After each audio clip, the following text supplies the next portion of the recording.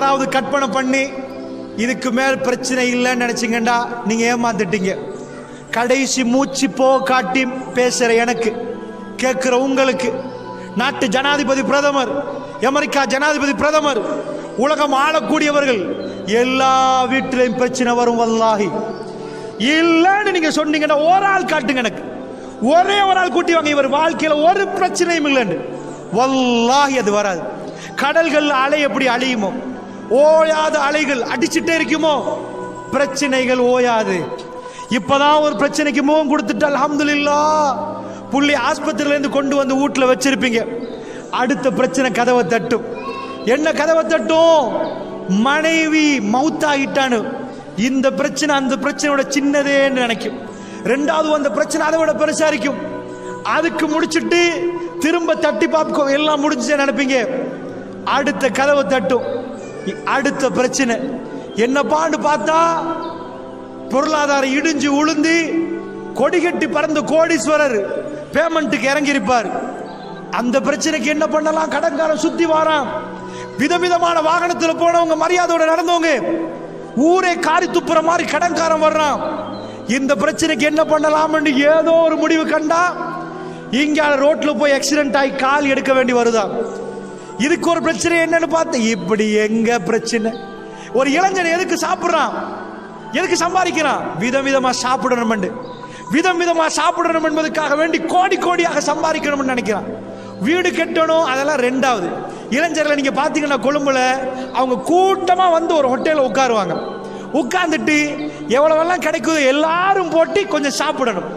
எவ்வளவு நேரம் எடுத்து சாப்பிடணும்? 1 மணி நேரம் எடுத்து சாப்பிடணும். சிரிக்கணுமா, சந்தோஷப்படணுமா, அந்த சாப்பாடு தான் ஜோலி.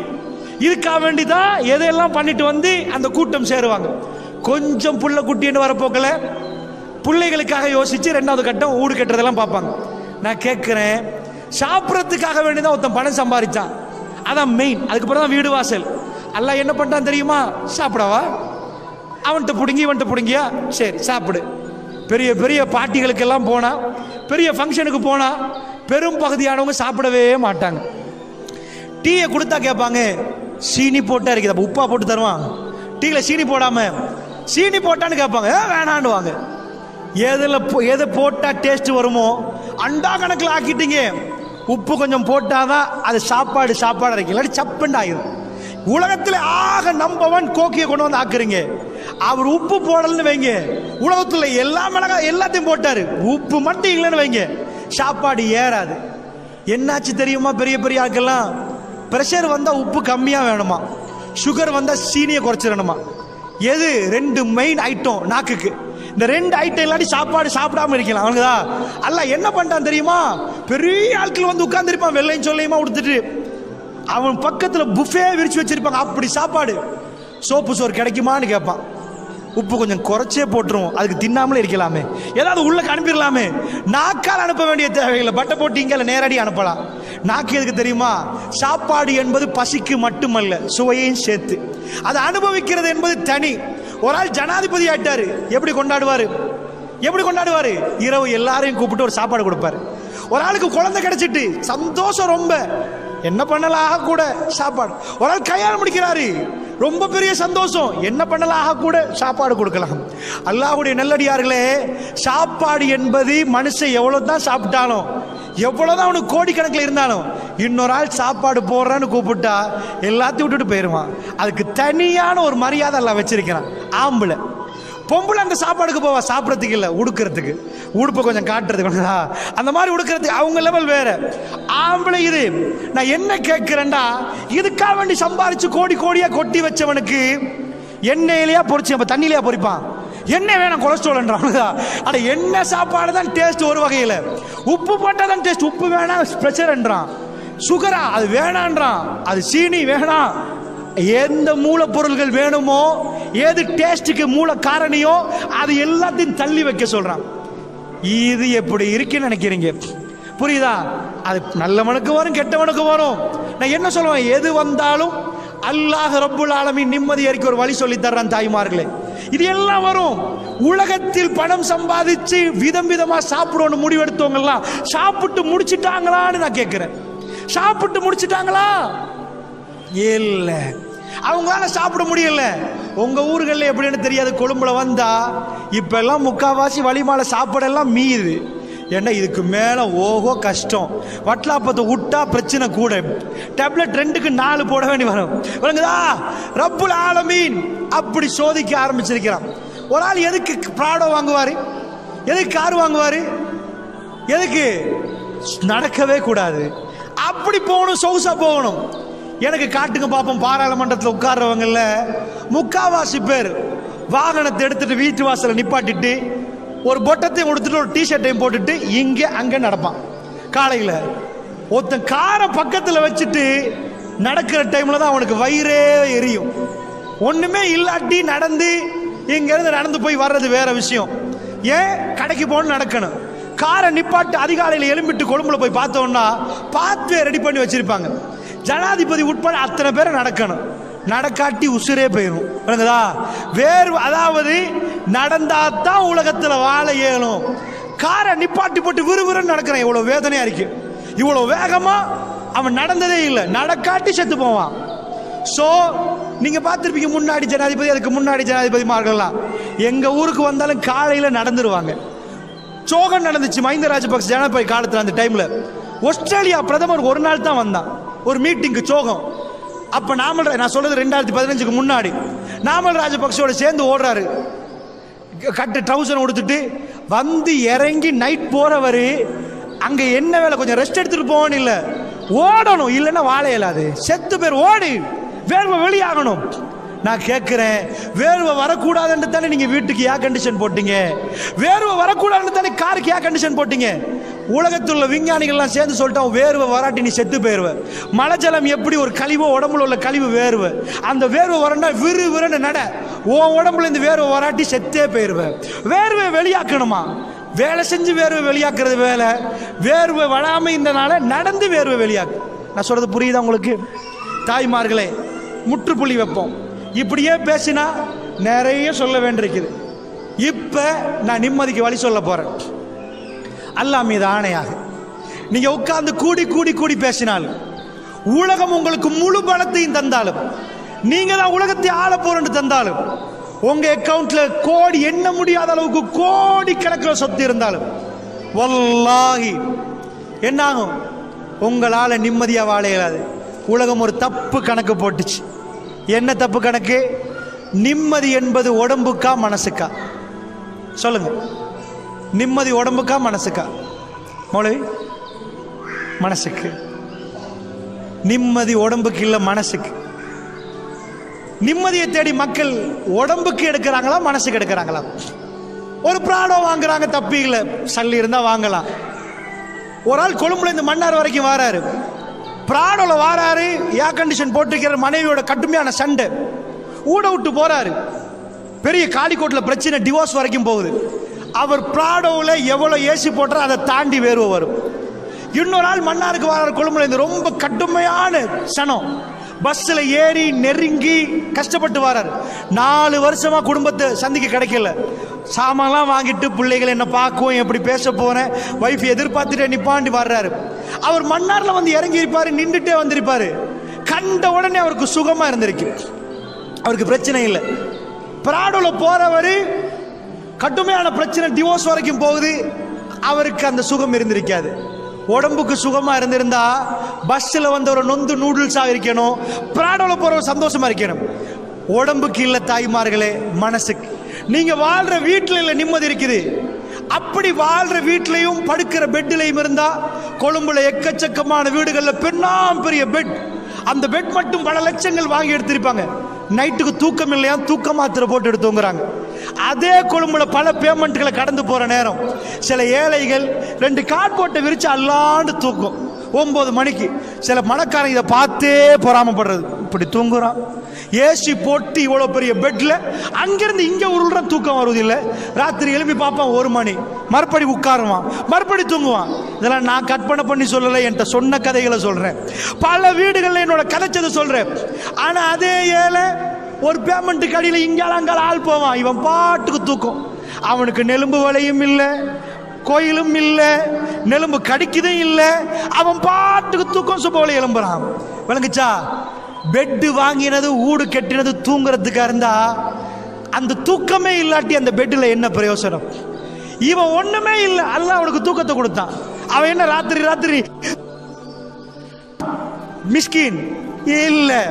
அல்லாஹ்வுடைய நல்லடியார்களே, அல்லாஹ் வீடை தந்துட்டு பெரிய ரூமை தந்துட்டு பெட்டை தந்துட்டு உங்க தூக்கத்தை எடுத்தா அதை விட கஷ்டம் இருக்காது. உலகத்தில் எல்லோரும் தூங்குற நேரம் தூக்கம் போகாட்டி அதை பட்ட அந்த வேதனையை பட்டவங்கள்ட்ட கேட்டா தெரியும். அல்லாஹ்வுடைய நல்லடியார்களே, இப்ப புரிஞ்சுக்கோங்க. இப்ப நான் உங்களுக்கு எனக்கு இன்னும் ஒரு 15 நிமிஷம் தான் இருக்குது. இதுக்குள்ள நான் இந்த பயானம் முடிச்சாகணும். இது ரொம்ப பெரிய கஷ்டம், ஆனாலும் நான் முடிச்சு தான் ஆகணும். அதனால நல்லா புரிஞ்சுக்கோங்க.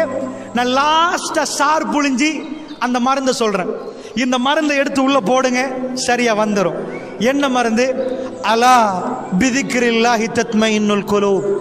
அல்லாஹ் சொல்றான், இந்த உள்ளங்கள் பதறிட்டே இருக்கு. அது பதறும், அது நிப்பாட்டே இல்லாது. சின்னதை ஒன்று தொட்டாலும் துடிக்கும். ஹுலிக்கல் இன்சான் ஐஜால், மனிதனை அவசரக்காரனாக படைத்திருக்கிறேன். ஹுலிக்கல் இன்சான் லைஃபா, மனுஷனை ரொம்ப பலகீனமா படைச்சிருக்கிறேன். என்ன வெட்டினா ரத்தம் போயிடும். இரும்பால படைக்கல, இரும்பால படைக்கல. மனுஷன் போற வாகன இரும்பு, அதுக்குள்ள உள்ள மனுஷன் பஞ்சு மாதிரி. வெட்டினா கதை முடிஞ்சிடும். சோ ஹுலிக்கல் இன்சான் லைஃபா, உங்களை ரொம்ப பலகீனமா படைச்சிருக்கிறேன். ஹுலிக்கல் இன்சான் ஐஜால், அவசரம். எது நடத்தாலும் உங்களுக்கு அவசரமா இருக்கும். ஆமா, இந்த 2 பண்புகளால நம்ம ரொம்ப நொந்து போயிருவோம், ரொம்ப கவலைப்படுவோம், துடிச்சு போயிருவோம், தொழுகையை விட்டுருவாங்க. ஒரு சகோதரர், ஒரு டாக்டர், வெளிநாட்டை சேர்ந்த ஒரு ஆள், நான் இணையதளத்தில் படித்தேன். என்னாச்சு, அந்த டாக்டர் வர்றாரு, ரொம்ப கஷ்டப்பட்டவர். அவர் தொழுகையை விட்டார். பிறகு அவர் அவருடைய கதையை சொல்றாரு. ஒரு வெள்ளிக்கிழமை நாள் அவர் திரும்ப ஒரு வருஷத்துக்கு பிறகு தொழுகையை தொடர்றாரு. என்ன ஆச்சுன்னு அவர் கதையை சொல்றாரு. அவர் சொல்றாரு, நான் ஆரம்பத்தில் ப்ராக்டிஸ் பண்றேன், மெடிக்கல் காலேஜில் இருந்து போயிட்டு இப்போதான் டாக்டர். எனக்கு அப்போ ஒழுங்கா வாகனம் இல்லை, சின்ன வாகனம், வீட்டுக்கு ரொம்ப தொலைவு. அப்போ சின்ன பிள்ளைகள், என் பிள்ளைகளோட பேசணும், நிறைய நைட் டியூட்டி பண்ணணும், ஸ்ரீலங்காயில் வெளிநாடு. அப்படிலாம் பண்ணிட்டு நாம் ஒரு லெவலுக்கு வந்தோம். அந்த லெவலுக்கு வரப்போக்குள்ள எங்களுக்கு என்ன ஒரு வீடு, எனக்கு என்ன ஒரு வாகனம், என் பக்கத்திலே ஆஸ்பத்திரி. இப்படி ஒரு நாள் நான் வீட்டுக்கு வர்றேன். வந்தால் வளமையாக நான் பகல் டைமில் வர்றேன், நான் சலாம் சொல்லிட்டு வர்றேன். வந்து வீட்டுக்குள்ளே போகிறேன். அந்த டைமில் சில வேளை உம்மா பிள்ளைகள்லாம் தூங்குவாங்க, சத்தத்துக்கு பதில் வரல, தூங்குறாங்க போல. நான் டிஸ்டர்ப் பண்ணக்கூடாதுண்டு என் லேப்டாப்பை திறந்து நான் சில இமெயில்கள் அனுப்பினேன். எனக்கு சில வேலைகள் இருந்துச்சு, டிஸ்டர்ப் பண்ண வேணாம், அவங்களாம் முழிச்சிட்டு வரட்டும். கொஞ்ச நேரம் ஒரு மணித்தியாலம் கழியுது, பிள்ளைகள் சத்தம் கேட்குது, உம்மா மேலே என்னமோ தட்டுற மாதிரி. எனக்கு ஐடியா உதச்சிச்சு, வாங்க பிள்ளையோட விளையாடுவோம் அப்படின்னு நினச்சேன். பிள்ளைகள் முடிச்சுட்டாங்க, அதோட கொஞ்சம் விளையாடிட்டு திரும்ப நான் ஆஃபீஸ் போகணும். என் ஆஃபீஸில் கிடைக்கிற அந்த பிரேக் டைமில் தான் நான் வீட்டுக்கு வர்றது. ஸோ நான் ரூமை திறந்து பார்க்குறேன், உம்மா கண்ணத்தை தட்டி குழந்தைகள் என்னமோ சொல்லுது. நான் போய் பார்க்குறேன், அவன் மயங்கி இருக்கிறா. நான் காலை தொட்டு பார்க்குறேன், உசுப்பி பார்க்குறேன், அவன் மயங்கி இல்லை, மௌத்தா போயிருக்கிறா. நான் உடனே, என்னப்பா நான் ஒரு டாக்டர், வீட்டுக்குள்ள நடந்தது என்னன்னு தெரியாது, 1 மணித்தியாலத்துக்கு முன்னாடி வேற நான் வந்துட்டேன், என்னாச்சு அப்படின்னு பதறிட்டேன். பதறி போய் திரும்ப நான் செக் பண்ணி பார்க்குறேன், மற்றவங்களெல்லாம் கூப்பிட்டு, உம்மா மவுத்து. அவர் சொல்றாரு, நான் தொழுந்தவன், நான் யாருக்கும் துரோகம் பண்ணல, யாருக்கு அநியாயம் பண்ணல, எனக்கு இது நடக்கணுமா? அவர் சொல்றாரு, நான் ஜனாசாவை அடக்கிட்டு வந்து என் பிள்ளைகளை, நான் தூக்கம் இல்லை, எங்கள் உமா அப்பா எங்கள் வீட்டுக்கு வந்தாங்க, நான் பிள்ளைகளோட பேசின ரூமில் தனியாயிட்டேன், நான் வேலைக்கு போகவும் இல்லை. இரவிரவா எனக்கு யோசனை, எனக்கு கோபம் இறைவனோடு. நான் தொழுகையை முற்றிலும் விட்டேன், இதுக்கு மேல் தொழ மாட்டேன். இப்படி 1-2 நாள் தொழல. என் தம்பி ரொம்ப மார்க்கமானால் என்னை சந்திச்சு ஒவ்வொரு நாளும் சொல்லுவார், 1 வருஷமான அந்த பிடிவாதத்தில் இருந்தேன், நான் மீண்டும் லைஃபுக்கு வரதுக்கு எனக்கு பல மாதங்கள் போச்சு, என் பிள்ளைகளோட திரும்ப பேசுறதுக்கு எனக்கு பல மாதங்கள் போச்சு. நான் ஒரு டாக்டர், வீட்டுக்கு வந்த நேரம் 1 மணித்தியாலத்துக்கு முன்னாடி வந்த நேரம் என் மனைவி என்னை காப்பாற்ற முடியலையே, நான் எதுக்கு இந்த டாக்டர் ஆனேன்னு எனக்கு மனசு சொல்லிட்டே இருந்துச்சு. அவ்வளவு வேதனை. ஏன்னா எங்க வைஃப் இப்ப மௌத்தாகல, நான் வந்த டைம் கதவை திறந்து வீட்டுக்கு வந்த நேரம் எங்க வைஃப் உசுரோட தான் இருந்திருக்கணும், எனக்கு அப்ப பார்க்க முடியலையே. நான் போய் தொடுற டைம்ல, அவ எட்டி பார்க்குற டைம்ல ஒரு 15 நிமிஷத்துக்கு முன்னாடி வேணும்னா மௌத்தா இருப்பா. அதுக்கு முன்னாடி எனக்கு ஆஸ்பத்திரி கூட்டி போயிருந்துச்சு, நான் டிஸ்டர்ப் பண்ண வேணான்னு இருந்தேனே. இப்படி அவருக்கே அவர் கேள்விகளை கேட்டுக்கொண்டு தடமாறுறார். கடைசியாக அவங்க தம்பி தொழுவுங்கன்னு சொன்ன பிறகு ஒரு நாள் அவர் ஜும்மாவுக்கு போறார். அவர் கேட்ட ஒரு உரை கிடைக்குது. அந்த உரைக்கு பிறகுதான் அவர் சொல்றாரு, நான் இறைவனை புரிந்து கொண்டேன். அன்பார்ந்தவர்களே, அதனால வாழ்க்கையில தொழுந்தவங்களுக்கு பிரச்சனை வரும், தஹஜ்ஜுத் தொழுறவங்களுக்கு பிரச்சனை வரும், எல்லாருக்கும் பிரச்சனை வரும். இந்த பிரச்சனை நேரம் கல்புகள் அமைதி பெறணுமா? பிரச்சனை ஓயாது, பிரச்சனை ஓயாது. கல்பு அதை தாங்கணும். ரசூலுல்லாஹ் சொல்றாங்க, ஆஜபன் லி அம்ரில் மூமின், மூமினை பார்த்து நான் ஆச்சரியப்படுறேன். ஏன் ஆச்சரியப்படுறேன்? ஏதாவது ஒரு கெட்டது நடந்தா ஃபஸபர, பொறுமையா நிக்கிறான். நலவு நடந்தா ஃபஷக்கர, உடனே அல்லாஹ்வுக்கு ஷுக்ர் செய்றான். ஒரு மூமின் சின்ன செடிய மாதிரி, காத்தடிச்சா இங்க சாயுது, மறு காத்தடிச்சா இங்க. காஃபிர்கள் தேவதார் மரம் மாறி, மஸலுல் ஃபாஜிர், கெட்டவனுக்கு உதாரணம் தேவதார் மரம். அது ஒரு காத்தோட பெருசா நிப்பாங்க. அது இடு வீடு வாசல் செல்வாக்கு. ஒரு காத்து வீசும், சாஞ்சு கீழே விழுவாங்க, ஒண்ணு இல்லை. ஒரு முஸ்லிம் பார்க்க சின்னது, காத்தடிச்சா வேரோட சேர்ந்து செடி கீழே விழாது, செடி வளையும், மரக்காத்துக்கு இங்க வளையும், காத்து நிக்கும். ஆனா தேவதார் மரம் அப்படி இல்லை. அடிக்கிற காத்து பலம் அடிச்சா மரத்தை சேர்த்து கீழே போட்டுரும். ஒரு முஸ்லிம் சின்னதா தான் நிப்பான்டாங்க ரசூலுல்லாஹ். அல்லாஹ்வுடைய நல்லடியார்களே, இதுதான் நான் சொல்லக்கூடிய விதம். அலா பிதிக்ரில்லாஹி தத்மஇன்னுல் குலூப். அல்லாஹ் சொல்றான், உள்ளங்கள் அமைதி அடைய என்ன செய்யணும்? அறிந்து கொள்ளுங்கள். அல்லாஹ்வை ஞாபகப்படுத்துவதில் உள்ளங்கள் அமைதி பெறுகிறது. அல்லாஹ்வை எவ்வளவு ஞாபகப்படுத்துகிறோமோ அவ்வளவுக்கு உள்ளம் அமைதி பெறும். அதுக்கு அர்த்தம் என்ன? அர்த்தம் என்ன? அல்லாஹ்வை ஞாபகப்படுத்துறேன்னா என்ன அர்த்தம்? இதுதான் பெரிய அர்த்தம் இருக்குது. ஒரு விளக்கம் சொல்றேன். நானும் நீங்களும் முஸ்லீமா இருந்தா நீங்க முழு குர்ஆனையும் படிங்க, முழு ஹதீஸையும் படிங்க. அங்க ஒரு இடத்துல கூட நீங்க காட்ட மாட்டீங்க மூமீன்களை அல்லாஹ் தொங்க விட்டான்னு காட்ட மாட்டீங்க. உங்க பிள்ளைகள் உங்களுக்கு துரோகம் செய்யலாம், சில வேளை உங்களை முதியோர் இல்லத்தில் அனுப்பலாம். இன்றைக்கு எக்கச்சக்கமான முதியோர் இல்லத்தில் அனுப்பி வச்சிருக்கிறாங்க. அதாவது முஸ்லீம்களுக்கு கம்மி, மற்றவங்க எல்லாம் நிறைய முதியோர் இல்லத்தில் அனுப்பியிருக்கிறாங்க. அவங்களுக்கு பிள்ளை இல்லையா? இருக்குது. அவங்களுக்கு என்ன பிரச்சனை? ஒரு அம்மா, அந்த அம்மாவோட போய் பேசுற முதியோர் இல்லத்தில் ஒரு கிறிஸ்தவர் அம்மா, என்னம்மா பிரச்சனைன்னு கேட்கிறேன். நரம்பெல்லாம் இழுப்பட்டு, எங்கம்மா உங்க பிள்ளைன்னு கேட்கிறேன். ஒரு பிள்ளை தான், ஆஸ்திரேலியாவில்ண்டாங்க. ஏம்மா அப்ப நீங்க? அவங்க ஃபேமிலி ஆஸ்திரேலியா, பேரன் பேத்தி எல்லாம் ஆஸ்திரேலியாவில். அந்த அம்மாட்ட கேட்டேன், அம்மா அப்படி என்ன உங்களுக்கு என்னம்மா எப்படின்னு கதைச்சிட்டே போறோம். அந்த அம்மா ஒரு வார்த்தை சொன்னாங்க, தம்பி எனக்கு ஒரு உதவி பண்ணலாமான்னு கேட்டாங்க. என்னம்மான்னு கேட்டேன். எனக்கு என் மகனை லாஸ்ட்டாக ஒரு தடவை பார்க்கணும், நான் சாக முன்னாடி கொண்டு வரலாமான்னு கேட்டாங்க. நான் அசந்து போயிட்டேன். ஆஸ்திரேலியாவை கொண்டு போய் அவங்க புள்ளையை எப்படி கொண்டு வந்து அவங்க முன்னாடி காட்டுறது? ஒரு உம்மாவுக்கு என்றைக்கும் புள்ள தான். சாகிற கட்டத்திலையும் புள்ளைய பார்க்கணும்னு துடிக்கிறாங்க. அவ்வளோ இறக்கம் இருக்கிற ஆண்டுக்கு ஷொக் ஆயிட்டேன். இந்த உம்மா ஏசோன்னு நினைச்சேன், ஆனா புள்ளைய நினைச்ச அந்த அம்மா கண்ணீர் வடிக்கிறாங்க. இதான் தாய். அந்த தாயை கொண்டு போய் முதியோர் இல்லத்தில் போட்டவங்க இருக்கிறாங்க. அந்த தாய் சின்ன வயசுல அணையாடை மாத்தி ஆடைகள் மாத்தின தாயை இன்னொரு 4 பேர் பார்க்கட்டும், நீங்க எல்லாம் முதியோர் இல்லத்தில் போங்க, வீட்டில் இருந்தா ரொம்ப தொல்லை என்று நினைச்சு போட்டவங்க இருக்கிறாங்க. அன்பார்ந்தவங்களை, அதனால சொல்றேன், நீங்க பெத்தெடுத்த பிள்ளைகள் உங்களுக்கு துரோகம் செய்யலாம். நான் தம்பி தாத்தா தங்கச்சி சொத்துக்காக பிரியலாம், நிறைய பிரச்சனைகள் நடக்கலாம். நீங்க நம்பி இருந்த நண்பர்கள் உங்களுக்கு துரோகம் பண்ணலாம். நீங்க நம்பின ஒரு கூட்டம் உங்களை நடு சந்தையில் தெருவில் நிப்பாட்டி விட்டு போகலாம். ஆனால் ஒரே ஒருவன், உங்களை படைச்சவன், குழந்தை வெளியே வந்த பிறகு குழந்தை அழுவும். அந்த நேரம் நீங்க பெண்ணாக நின்றீங்க, சாதாரண பொம்பளை, சாப்பிட்டா எல்லாம் மலஜலமா போகும். ஆனா குழந்தை அழுகுறனால உங்களுக்கு இந்த தாய்ப்பால் அல்லாஹ் தந்தான். நீங்க சாப்பிட்டதுல ஒரு சேமிப்பு நடந்து குழந்தைக்காக வேண்டி அந்த தாய்ப்பால் அல்லாஹ் வச்சிருந்தான். நீங்க கொடுக்க ஆரம்பிச்சீங்க. அந்த ரப்புல் ஆலமீன் அவன் என்ன பண்ணுவானாம்? கைவிடவே மாட்டானாம். பிரச்சனைக்கு மேல் பிரச்சனை தந்ததுக்கு பிறகு லாஸ்ட் வருவானாம். நான் இருக்கிறேன்ப்பா, உனக்கு என்ன பிரச்சனை, நான் வர்றேன். லாஸ்டா அல்லாஹ் உதவி பண்ணுவானாம். ஒரே ஒரு விஷயத்த சொல்றேன் கேளுங்க.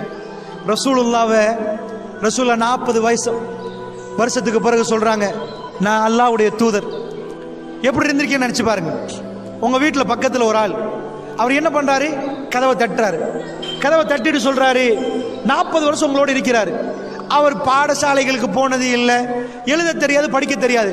ஒரு நாள் ராத்திரிக்கு வாராரு வீட்டுக்கு, கதவை தட்டி சொல்றாரு, ஏய் நான் இறை தூதர் தெரியுமா? நீங்க அவரை பார்த்துட்டு மூளை சரியில்லையோ, நல்லதானே இருந்தாரு, என்ன இறை தூதர் என்றாரு? இந்த ஆள் அறுத்து விட்டால். இத மாதிரி மக்கத்து காஃபிர்கள் பார்த்தாங்க, மஜ்னூன் பைத்தியமா, மூளை குழம்பிட்டா, சும்மா உட்கார்ந்தவரு, ஸ்கூல் கூட போகல, கதவை தட்டி நான் இறை தூதரை ஏத்துக்கோங்கடா, எப்படி ஏத்துக்கொள்றது? இப்படி கேட்க ஆரம்பிச்சாங்க. அதனால அல்லாஹ் இவர் இறை தூதர் சும்மா ஏத்துக்கோங்கன்னு சொல்லல, நிறைய காரண காரியங்களை வச்சு தான் ஏத்துக்கோங்கண்டா. உங்க வீட்டை தட்டுறவர் சும்மா தட்டிருப்பாரு. ரசூலுல்லாஹ் நிறைய மோஜிசாத்துகள் பண்ணினாங்க. ஒரு புறம் அல்லாஹ்வுடைய தூதர் இப்படிதான் பண்ணினாங்க. ஆரம்பத்தில் மக்கள்கிட்ட போறாங்க, ஏத்துக்கோங்கன்றாங்க. இதுக்கு பிறகு என்ன நடந்துச்சுண்டா, ரசூலுல்லாஹ் ஒரு கொள்கையில பிடிவாதம் பண்ணாங்க. சிலை பிழைகள், சிலை வணக்கம் பிழைண்டாங்க, அது தப்புன்னாங்க. இறைவன் மேலே இருக்கிறான், அவனை கண்டிங்களா, எப்படி அவனுக்கு உருவம் வடிப்பீங்கன்னு கேட்டாங்க. இப்படி எல்லாம் கேட்டு ரசூலுல்லாஹ் மக்களை நல்வழிப்படுத்த ஆரம்பிச்சாங்க. நல்வழிப்படுத்துற நேரம் அந்த கூட்டம் குழம்பிட்டாங்க. என்ன, எங்க அப்பம் பாட்டெல்லாம் வணங்கினதை விட்டுட்டு விட சொல்றீங்களா? இங்க அல்லாஹ் மட்டும் வணங்க சொல்றீங்களா? முடியாதுன்ட்டாங்க. அவங்க எல்லாரும் ரசூலுல்லாஹ்வுக்கு எதிராக போர்க்கொடி தூக்கினாங்க. அவங்க எல்லாம் ஒரு முடிவு செஞ்சாங்க, இவரை வாழ விட கூடாதுன்னு முடிவு செஞ்சாங்க. நாங்க இது எதுக்கு சொல்றோம் தெரியுமா? யோசிச்சு பாருங்க. இன்னல்லாஹ மஅஸ்ஸாபிரீன், பொறுமையாளரோட அல்லாஹ் இருக்கிறான். 1000 பிரச்சனை வரட்டும், பிரச்சனைக்கு தீர்வு கொடுக்க ஒருத்தர் உங்களுக்கு பக்கத்துல நின்றா நீங்க ஏன் கவலைப்படுறீங்க? நீங்க ஏன் பயப்படுறீங்க? பெருமான ஸல்லல்லாஹு அலைஹி வஸல்லம் என்ன செய்றாங்க? அல்லாஹ் சொல்றான், நபியே உங்களை கொல்ல போறாங்க, போங்க. எப்படி போகணும்? உங்க ஊர் மக்களை நேரத்தோட அனுப்புங்க. 90களில் இந்த ஊர்ல ஒரே நாள்ல உங்களை அனுப்பினாங்க. உடுத்த உடுப்போட பேக்கோட நீங்க கிளம்பி போனீங்க. எதுக்கு போனீங்க? உஸ்ரி இருந்தா போன சொத்தை திரும்ப சம்பாதிக்கலான்னு. சஹாபாக்கள் அப்படிதான் போனாங்க. எல்லாம் காலி போங்கன்ட்டாங்க, அனுப்பிட்டாங்க. ரசூலுல்லாஹ் இருக்கிறாங்க. அல்லாஹ் சொன்னார், நபியே நீங்க போகாது, நீங்க இருங்க. நான் கேட்கிறேன், யாருக்காக பகை வந்துச்சோ, யாரை கொல்லலாம், யாருக்காக சண்டை பிடிக்கிறாங்களோ அந்த நபி அல்லாஹ் உட்கார வைக்கிறான். சஹாபாக்கள் ஒரு பகுதி அனுப்பிட்ட நேரத்தோட நீங்க போங்க.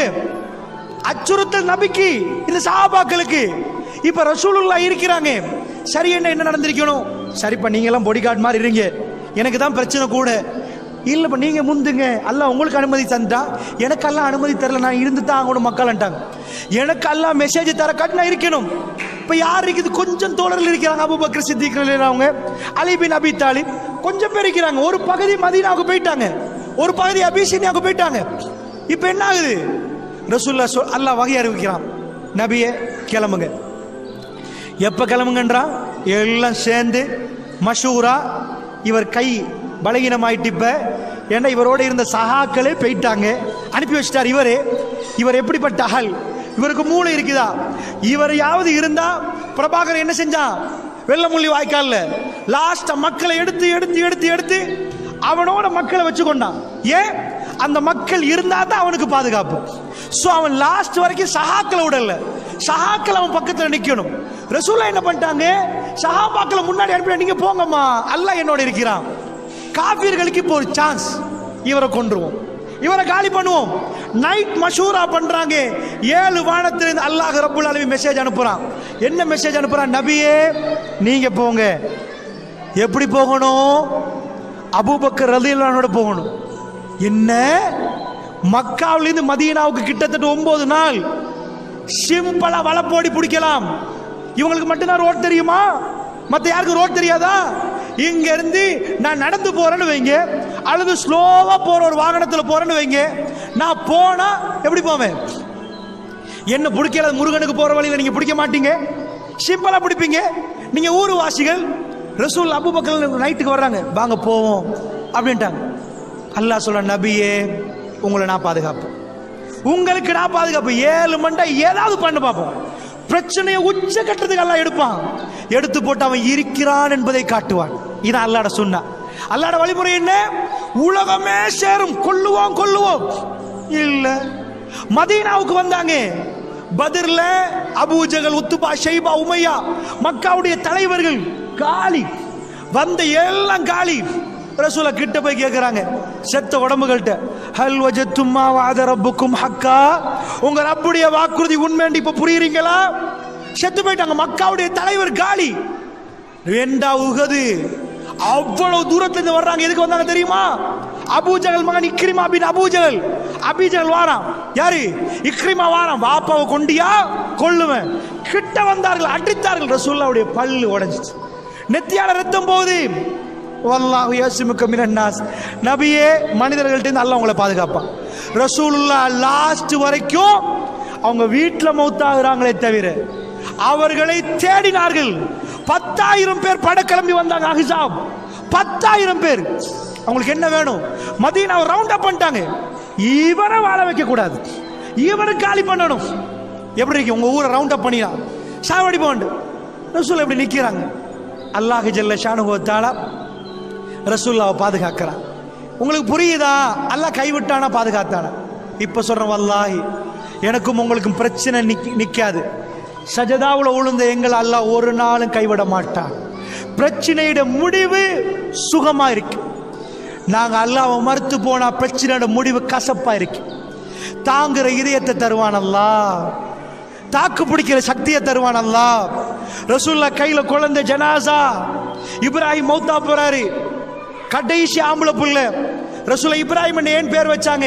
இப்ராஹிம் நபி மாறி வரணும், அவ்வளோ இறக்கும். குழந்தைய கொண்டு வராங்க. 18 மாசம் 1.5 வயசு, மூச்சு திணறுது குழந்தை. ரசூலுல்லாஹ் கையில குழந்தை, கண்ணால ஓடுது ரசூலுல்லாஹ். ஏண்டா லாஸ்ட் கிடைச்ச ஆம்பளை புள்ள.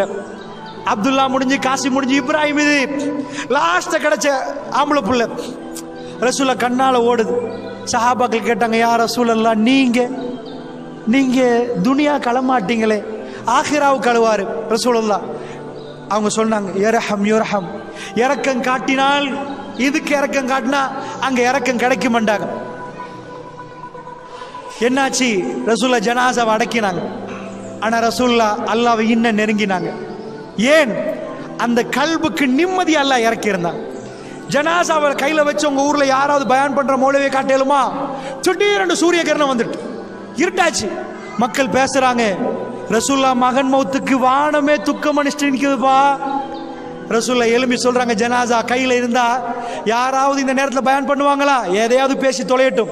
ரசூலுல்லாஹ் மக்களே பொய் சொல்லாதீர்கள், என் மகன் மரணத்துக்கும் இந்த சூரிய கிரணத்துக்கும் சம்பந்தம் இல்லைன்னாங்க ரசூலுல்லாஹ். அது அல்லாஹ்வின் விதி பிரகாரம் அப்பப்ப நடப்பது. யார் சூரிய கிரணத்தை சந்திக்கிறீர்களோ அவர் தொழட்டும், அவர் துஆ செய்யட்டும், அவர் தர்மம் செய்யட்டும். 3 விஷயங்கள் ரசூலுல்லாஹ் சொல்றாங்க. யாராவது குழந்தைகளை இழந்து கையில இருந்தா ஜனாசா கையில பயானா வரும், வாயில பயானா வரும். அவங்க கல்வி எவ்வளவு நிம்மதியால இருந்தா, பூரிப்படைந்து இருந்தால் எப்படி அந்த வார்த்தைகள் வரும் பெரியவர்களே. அதனால் அல்லாஹ்வுடைய நல்லடியார்களே, நான் எப்பொழுதும் என்ன உங்களுக்கு சொல்றேன், எனக்கும் உங்களுக்கும் சேர்த்து இந்த உலகத்தில் எந்த மனிதனுக்கும் பிரச்சனை வராத ஒரு நாள் வராது. நீங்க கற்பனை பண்ற சம்பளத்திலேயோ, பணத்திலேயோ, வீடுலையோ, வாசல்லையோ, தோட்டத்திலேயோ, துறவுலையோ, வேற எதுலையோ உங்களுக்கு நிம்மதி கிடைக்காது. ரஹ்மான் உங்களோட இருந்தால் அவன் சொல்றான், வலனபுலுவன்னக்கும் பிஷைஇம் மினல் கௌஃப் வல்ஜூ வனக்ஸிம் மினல் அம்வாலி வல் அன்ஃபுஸ் வஸ்ஸமராத் வபஷ்ஷிரிஸ் ஸாபிரீன். உங்களை நாங்க சோதிப்போம். எப்படி? கொஞ்சம் பசியை தருவோம், பயத்தை தருவோம், 4 பேரை 3 பேர் ஆக்குவோம், எல்லாத்தையும் குறைப்போம், உங்க தோட்டம் துறவுல குறைச்சுப்போம். இப்படி எல்லாம் சோதிக்கிற நேரம் வபஷ்ஷிரிஸ் ஸாபிரீன், நபியே ரகசியத்தை சொல்லித்தானே, பொறுமையா அல்லாஹ் என்ன கைவிட மாட்டான், என் ரப்பு என்ன கைவிட மாட்டான், ஒரு நாளும் கைவிட மாட்டான். யாரு நம்புறார்களோ அவங்கள்ட்ட போய் சுபசோபனம் சொல்லுங்கள், அவர்கள் என்னை கண்டுகொள்வார்கள். நபியே ஃபபஷ்ஷிரிஸ் ஸாபிரீன், அவர்கள்ட்ட போய் சுபசோபனம் சொல்லுங்க. அல்லாஹ் பிராடோ வச்சவங்களுக்கு சுபசோபனம் சொல்லி அனுப்பல. யார் இழந்துட்டு என் ரப்பு என்ன விட மாட்டான், அவன் எனக்கு பாதுகாப்பு, அவன் நிச்சயமா எனக்கு பாதுகாப்பு உத்தரவாதம் என்று நம்புறானோ, நபி அவர்களை நான் கைவிட மாட்டேன். ஒரு நாளும் இல்லை. இன்னல்லாஹ மஅஸ் ஸாபிரீன், பொறுமையாளர்களோடு அல்லாஹ் இருக்கிறான். இந்த உலகத்தில் நானும் நீங்களும் பிரிகிற நேரம் நிம்மதியோடு சந்தோஷத்தோடு எங்க ஜனாசாவை தூக்குற நேரம் நல்லடியார்கள் மலக்குமார்கள் எங்களை சூழ வந்து ஜனாசாவை அடக்கிற நேரம் இறைவனுடைய திருப்தியோடு அந்த கபர் சுவர்க்க பூங்காவனையாக மாற்றும் கொண்டு அல்லாஹ்வுடைய அருள் இறங்கும் கபராக அல்லாஹ் ஜல்ல ஷானுஹு வ தஆலா எனக்கும் உங்களுக்கும் அந்த பாக்கியத்தை அந்த வாழ்க்கையுடைய கடைசி நேரத்திலும் மரண நேரத்திலும் மரணத்துக்கு பிறகும் அல்லாஹ்வுடைய அன்போடு இந்த துனியா விட்டும் மறுமை வரைக்கும் மறுமையுடைய வாழ்க்கையிலும் அல்லாஹ்வுடைய அன்பை தந்தருள் புரிவானாக, நிம்மதியை தந்தருள் புரிவானாக. அலா பிதிக்ரில்லாஹி தத்மைனுல் குலூப், அறிந்து கொள்ளுங்கள், அல்லாஹ்வை ஞாபகப்படுத்தி உள்ளங்கள் அமைதி பெறும். இது அத்தனையும் அல்லாஹ்வுடைய செயற்பாடு. சுப்ஹானல்லாஹ் என்கிற அல்ஹம்துலில்லாஹ்னு சொல்லுங்க, அல்லாஹ் அக்பர் என்று சொல்லுங்க, உணர்ந்து சொல்லுங்க. அல்லாஹ் ஜல்ல ஷானுஹு வ தஆலா நம் அனைவருக்கும் நிம்மதியை தந்தருள் புரிவானாக. வ ஆகிர் தஅவானா அல்ஹம்துலில்லாஹி ரப்பில் ஆலமீன்.